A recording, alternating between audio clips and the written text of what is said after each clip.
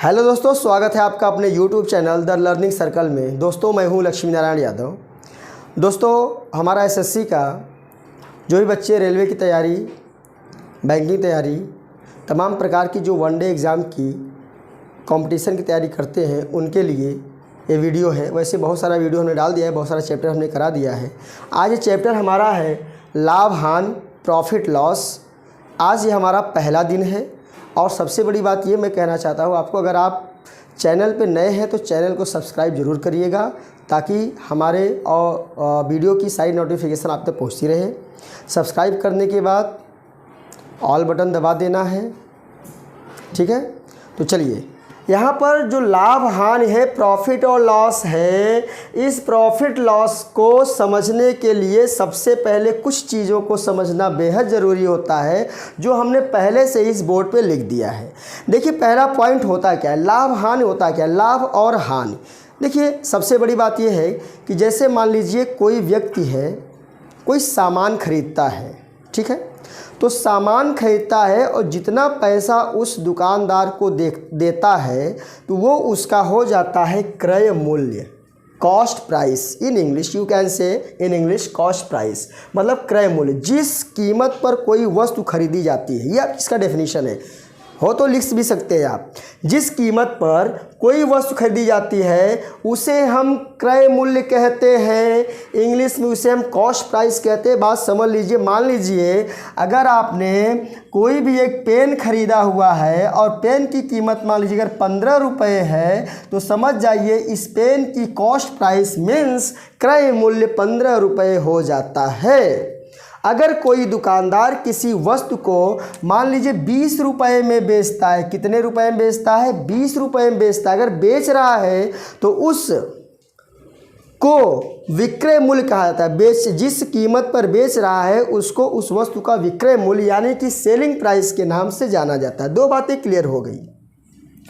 तीसरी बात क्या होती है इसमें, होता है जैसे मान लीजिए कोई वस्तु होती है, उसको किसी कीमत पे खरीदा गया और किसी अन्य कीमत पर बेचा गया, तो उसमें दो कंडीशन होते हैं, या तो लाभ हो सकता है उस वस्तु पर, या तो हानि यानी प्रॉफिट हो सकता है, या तो फिर लॉस हो सकता है। मतलब जैसे मान लीजिए आपने कोई वस्तु 50 रुपये में खरीदा, 50 रुपीज़ में आपने किसी वस्तु को खरीदा, यानी कि खरीदा, उसको बाई किया। अगर उसी वस्तु को आपने 60 रुपीज़ में बेच दिया, यानी इसका जो सेलिंग प्राइस को हम एसपी लिखते हैं और कॉस्ट प्राइस यानी क्रय मूल्य को लिखते हैं।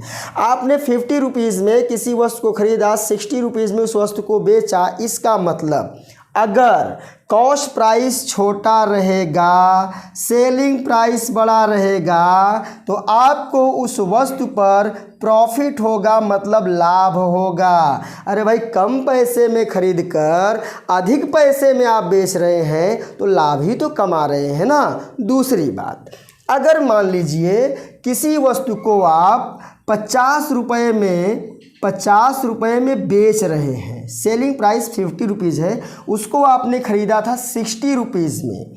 अगर आपने किसी वस्तु को 60 रुपये में ख़रीदकर उस वस्तु को आपने 50 रुपये में बेचा, इसका मतलब जो कॉस्ट प्राइस है, क्रय मूल्य है, कॉस्ट प्राइस है, वो ज़्यादा है सेलिंग प्राइस से। कभी भी जब कॉस्ट प्राइस ज़्यादा होती है, सेलिंग प्राइस कम होती है, तो उस वस्तु पर लॉस होता है, यानी कि हानि होती है।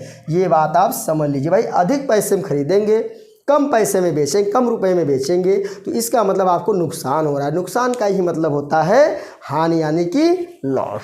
आइए अब यहाँ पर दो चीज़ें और दिया गया है। अब जो वस्तु है, अगर मान लीजिए आपने 50 रुपये में किसी वस्तु को खरीदा, चलिए पहला मैं समझा देता फिर आपको इसमें। अगर किसी वस्तु को आपने 50 रुपये में ख़रीदा, मतलब कॉस्ट प्राइस उस वस्तु की 50 रुपीज़ है, और आपने उस वस्तु को 60 रुपये में बेच दिया, तो पूछ रहा है इस पर कुल लाभ कितना होगा। तो इस पर कुल लाभ यानी टोटल प्रॉफिट, कुल लाभ का मतलब होता है टोटल प्रॉफिट ये रुपए में ज्ञात करना है। किस में ज्ञात करना है? रुपए में, यानी सेलिंग प्राइस में से अगर आपने कॉस्ट प्राइस को माइनस कर दिया तो हो गया हमारा 10 रुपया। ये हमारा लाभ हमको मिला उस वस्तु पर जिस वस्तु को आपने 50 रुपये में खरीद कर 60 रुपये में बेचा था। अगर इसी चीज़ को बोलेगा कितना प्रतिशत आपको लाभ हुआ, कितना परसेंट आपको प्रॉफिट हुआ, तो प्रतिशत लाभ यानी प्रॉफिट बराबर होता है टोटल प्रॉफिट यानी कुल लाभ। टोटल प्रॉफिट को हिंदी में कहते हैं कुल लाभ मल्टीप्लाई 100 अपॉन में कॉस्ट प्राइस यानी कि क्रय मूल्य। क्या होता है? क्रय मूल्य। तो कुल लाभ कितना हुआ भैया? 10 रुपया। कितने का मल्टीप्लाई करेंगे भाई? 100 रुपये का। कॉस्ट प्राइस क्या है भाई इसकी? 50 रुपये। इसको हल कर देंगे, 10 पच्चे 50 से भाग दे दिया 20, यानी कि 20% का उस वस्तु पर आपको लाभ हुआ है। अगर उसी वस्तु पर परसेंटेज हानि, प्रतिशत हानि या परसेंटेज लॉस पूछे तो क्या होगा? चलिए, किसी वस्तु को आपने अगर 60 रुपये में खरीदा है, उसको कम दाम में आपने बेच दिया, यानी कि आपको घाटा लग गया, तो कुल हानि निकलेगा इसमें। हानि का मतलब क्या होता है? टोटल लॉस होगा। क्या होगा? टोटल लॉस कितना होगा भाई? सेलिंग प्राइस में से कॉस्ट प्राइस में से सेलिंग प्राइस को अगर आप माइनस कर देते हैं तो ये टोटल हानि आपको 10 रुपये की ही होगी। लेकिन अगर टोटल इसका हमें परसेंटेज में इसको निकालना होगा हानि को, तो percentage loss is equal to हो जाएगा, यहाँ होता है टोटल लॉस मल्टीप्लाई 100 अपॉन में कॉस्ट प्राइस। तो टोटल लॉस हमारा क्या हुआ? 10 रुपया। 100 का मल्टीप्लाई यहाँ कर देते हैं, और हमारा जो क्रय मूल्य है ना उसको नीचे आप रख दीजिए, 10 से काटिए 6, 100 में 10 का भाग कर दीजिए, 100 में 6 का भाग कर दीजिए, 2 तिहाई 6, 2 50 दूनी 100, 50/3% आप इसको लिख सकते हैं। या अगर इसको पॉइंट में लिखना होगा तो लगभग मेरे ख्याल से 50 में अगर आप 3 का भाग देते हैं तो 3 एक कम 3 आता है, 2 6 3 6 18, 2 16.67% के आसपास आता है। तो 16.67% आप इसको लिख सकते हैं।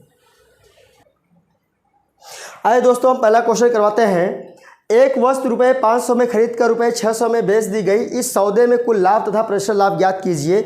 देखिए, बहुत ही अच्छा क्वेश्चन है। अभी इससे भी अच्छे क्वेश्चन आपको मिलेंगे। आप धैर्य के साथ बैठे रहिए, देखते रहिए हमारे वीडियो को। चलिए, अगर कोई वस्तु 500 रुपये में खरीदा जा रहा है, यानी कि कॉस्ट प्राइस उस वस्तु की कितनी हो गई भाई? 500 रुपये।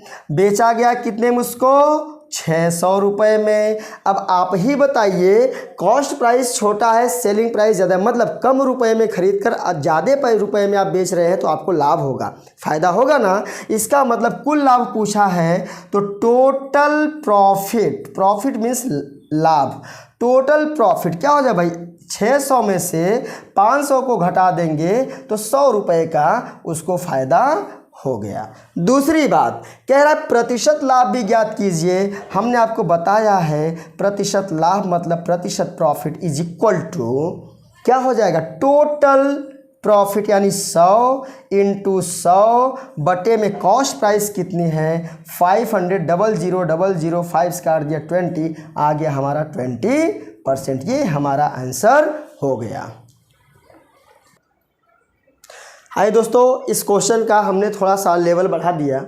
एक घोड़े को रुपये 20,000 में बेचने पर 25% का लाभ होता है। यदि उसे 40% लाभ पर बेचा जाता है तो घोड़ा कितने रुपए में बिकता है? ध्यान दीजिए, यहाँ पर 2 बार घोड़े को बेचा जा रहा है। कितनी बार बेचा जा रहा है? 2 बार, यानी कि 2 बार उसको बेचा जा रहा है। किसी भी वस्तु को 2 बार बेचा जाए तो क्या होता है? देखिए, घोड़े को पहली बार 20,000 में बेचने पर 25% का लाभ होता है। अगर फिर उसको 40% के लाभ पर बेचा जाता तो घोड़ा कितने रुपए में बिकता? यानी कि सेलिंग प्राइस घोड़े का पूछ रहा है, विक्रय मूल्य पूछ रहा है, सेलिंग प्राइस पूछ रहा है।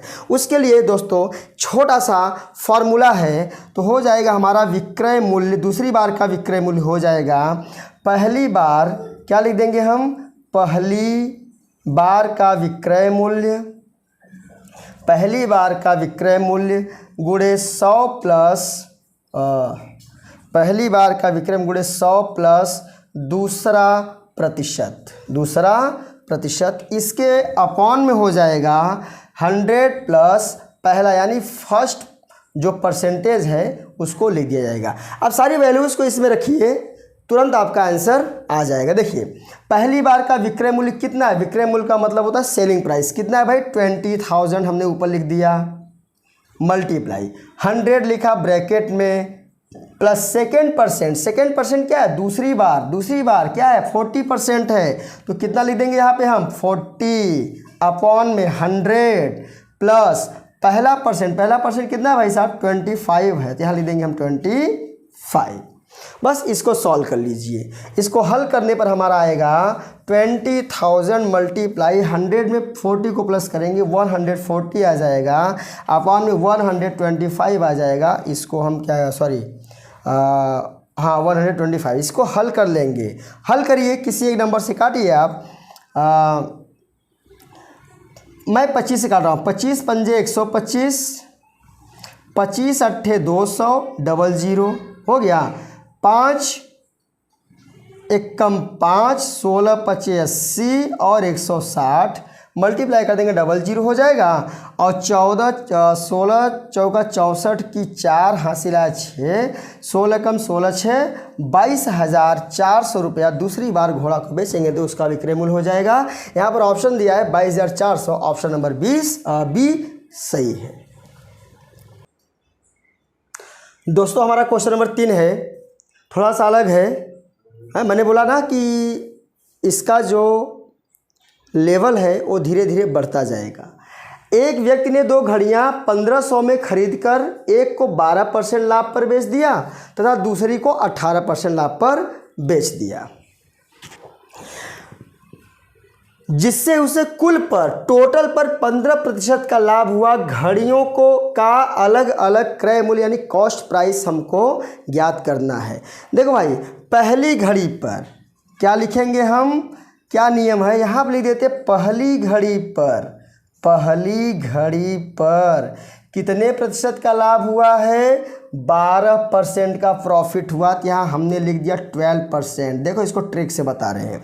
दूसरी घड़ी पर कितने का लाभ हुआ भाई, दूसरी घड़ी पर कुल 18% का प्रॉफिट हुआ है, यहाँ हमने लिख दिया 18%।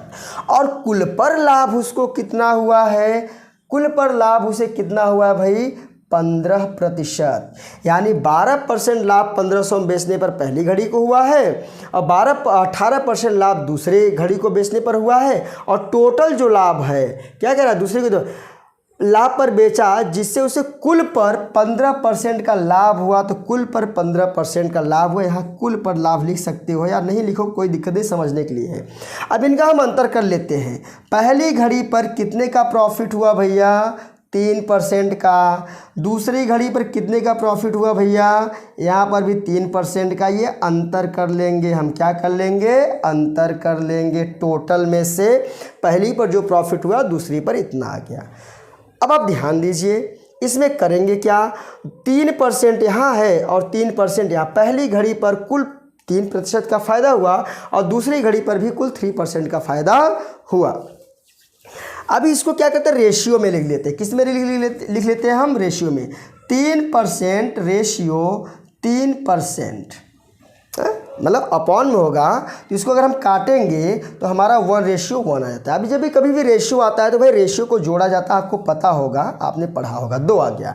अब क्या पूछ रहा है, दोनों घड़ी पर अलग अलग उसका क्रय मूल्य। अगर इस प्रकार से क्वेश्चन हो, उसका क्रय मूल्य पूछे तो उसका क्रय मूल्य यानी कॉस्ट प्राइस हम कैसे निकालेंगे, तो हो जाएगा हमारा आंसर, पहली घड़ी पर जो कॉस्ट प्राइस होगी और पहली एक मान लेते हैं ना 1/2 इंटू भाई 2 क्या टोटल नीचे आता है और पहले का जो रेशियो रहता है उसको ऊपर लिखा जाता है। और कितने में बेचा गया है, 1500 रुपये में बेचा गया है, डिवाइड कर देंगे 740 मिल जाएगा, मतलब 750 रुपया पहली घड़ी पर प्रॉफिट हुआ।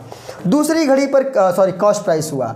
दूसरी घड़ी का कॉस्ट प्राइस क्या होगा, दूसरी घड़ी का क्रय मूल्य यानी कॉस्ट प्राइस, इसमें दूसरी घड़ी का रेशियो हमारा 1 आया है, टोटल आता है नीचे इंटू 1500 का मल्टीप्लाई कर देते हैं, 1500 का 1/2 यानी यह भी क्या हो गया 750। तो 750 रुपये पहली घड़ी का भी कॉस्ट प्राइस है और दूसरी घड़ी का भी कॉस्ट प्राइस 750 रुपये ही है। ये आपका ट्रिक होता है। वैसे जब भी आप इसको प्रैक्टिस करेंगे तो थोड़ा आप जल्दी इसको कर पाएंगे।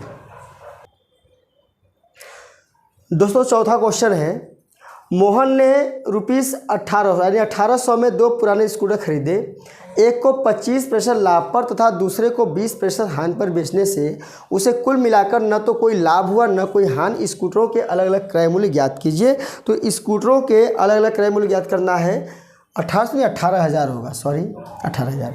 चलिए पहले स्कूटर का हम लाभ लिख लेते हैं। पहली स्कूटर पर कितना हमको प्रॉफिट हुआ है, दूसरी स्कूटर पर कितना प्रॉफिट हुआ है। तो देखिए सेम वही कंडीशन हमको अपनाना है। यहाँ पे पहली स्कूटर पर या पहले स्कूटर पर लिखेंगे तो भी चलेगा।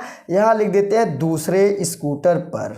दूसरे स्कूटर पर कितने का लाभ या हानि हुआ, यानी प्रॉफिट या लॉस कितने का हुआ। पहले वाले पर 25% लाभ हुआ है, ठीक है ना, तो यहाँ पे लिख देंगे 25% और दूसरे पर 20% का लॉस हुआ यानी हानि हुआ, यहाँ लिख देते हैं 20%, ठीक है। अगर बेचने से कुल जो टोटल जो उसका लाभ है यानी प्रॉफिट है, ना तो प्रॉफिट है ना तो लॉस है, इसका मतलब 0 है, ना तो उसको फ़ायदा हुआ ना तो उसको घाटा हुआ। किसी को 25% फ़ायदे पर बेच रहा है, दूसरे को 20% घाटे बेच रहा है, तो जब टोटल ओवरऑल निकाला जाता है तो उसका ना तो प्रॉफिट हुआ ना तो लॉस, 1% का भी नहीं, 1 रुपये का भी नहीं। तो यहाँ पे कुल अगर देखा जाए तो 0% का उसको हुआ है। जीरो, ना तो लाभ हुआ ना तो हानि, चलो 0% हुआ ना। अब इसको माइनस कर देंगे, इसको माइनस कर देंगे तो हमारा हो जाएगा 25% और इसको अगर हम माइनस कर देते हैं तो हमारा हो जाता है 20%। हमने क्या बोला, सेम वही रूल। इसको आप रेशियो के रूप में लिख लीजिए। रेशियो में जब लिख लेते हैं तो 5 चौके 20, 5 पंजे 25 यानी कि 4:5 आता है। हमने बोला रेशियो को हमेशा जोड़ा जाता है, तो 5 और 4 कितना हो जाएगा 9। यहाँ जोड़ने के बाद 9 लिखा गया, ठीक है ना, उसको हमने शॉर्ट कर दिया, बस बात खत्म हो गई। अब क्या करना है, बोल रहे अलग अलग क्रय मूल्य ज्ञात कीजिए। तो पहले स्कूटर का जो क्रय मूल्य होगा यानी कॉस्ट प्राइस, पहले स्कूटर की जो कॉस्ट प्राइस होगी यानी सीपी जो होगी वह हो जाएगी, पहला तो 4 आया है ना, तो 4 अपॉन में टोटल नीचे लिखा जाता है कितने रुपए पर भैया, 18,000 18,000 पर। 9 दूनी 18, 2,000, 2 चौके 8,000 रुपया हो गया पहले स्कूटर की जो कॉस्ट प्राइस है। दूसरे स्कूटर की कॉस्ट प्राइस यानी क्रय मूल्य निकालना है, तो दूसरे स्कूटर की कॉस्ट प्राइस हो जाएगी, दूसरा क्या है भैया 5 है, तो 5 ऊपर टोटल होता है नीचे कितने रुपए में, 18,000 का 5/9 निकालना है। तो 9 दूनी 18, 2,000, 2 में 5 का गुणा कर दिया, 10,000 रुपया दूसरे की कॉस्ट प्राइस थी। तो दोस्तों आज के हमारे वीडियो में बस इतना ही। आगे की इसका दूसरा क्लास लेकर हम अगले वीडियो में आएंगे। और अगर हमारे वीडियो आपको अच्छा लगा होगा तो आप कमेंट बॉक्स में अपनी राय जरूर दीजिए। कमेंट बॉक्स आपके लिए ही खुला हुआ है। आप अपनी प्रतिक्रिया जो भी हो आप उसमें लिख सकते हैं, ताकि हम तक आपके विचार पहुंच जाएं। और एक बार फिर कहना चाहता हूं कि नए हैं तो चैनल को सब्सक्राइब जरूर करिएगा। धन्यवाद।